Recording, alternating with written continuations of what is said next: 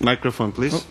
Thank you, Mr. President. I'd like to thank the rapporteur and the members of the Political Affairs Committee and the members of the Assembly for the genuine effort to improve the humanitarian situation in the region. This discussion takes place after what was labeled a humanitarian flotilla into Gaza, and it raises a few questions, both a couple of concrete questions on what actually happened there. Is it in compliance with international law? Was there an excessive use of force? And those are questions that are specifically also referred to in the resolution. And there are also broader questions about what is the Hamas and Iranian policy in the region, and what are we as a Council of Europe that are promoting liberal values, how can we ensure that those values are not abused and exploited by illiberal forces that are trying to gain momentum and hegemony in the region. With respect to the specific questions, the resolution states that the Israeli action was in contrast or against or not in accordance with international law, and that there was a use of excessive force, and at the same time it calls for a credible inquiry to ascertain those very questions. So I think there is a bit of a conflict. You can either call for an inquiry or make a determination, but you can't do both. Now, with respect to those questions, the international legal question is definitely not as clear-cut as it is presented in the report.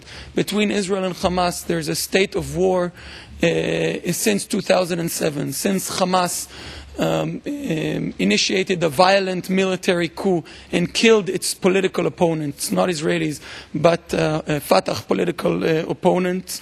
It fired thousands of rockets at Israel, and basically Hamas, with the broader goal of establishing an Islamist regime that is in accordance with the laws of Sharia, not only the Gaza Strip, but throughout the entire state of Israel. They have a declared goal that is coupled with specific actions that they took to annihilate, exterminate, eliminate, whatever words you want to use, to annihilate the state of Israel.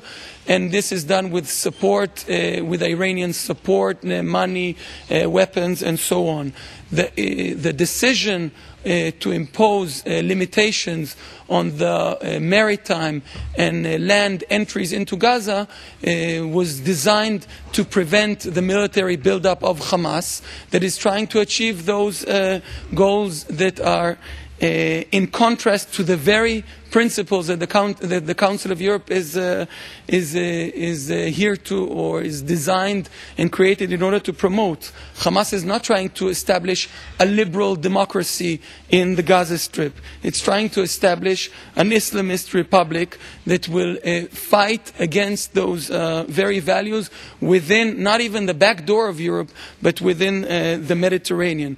This is why the limitations on the maritime entrance into Gaza are there in order to prevent the establishment of an Iranian port in the Mediterranean.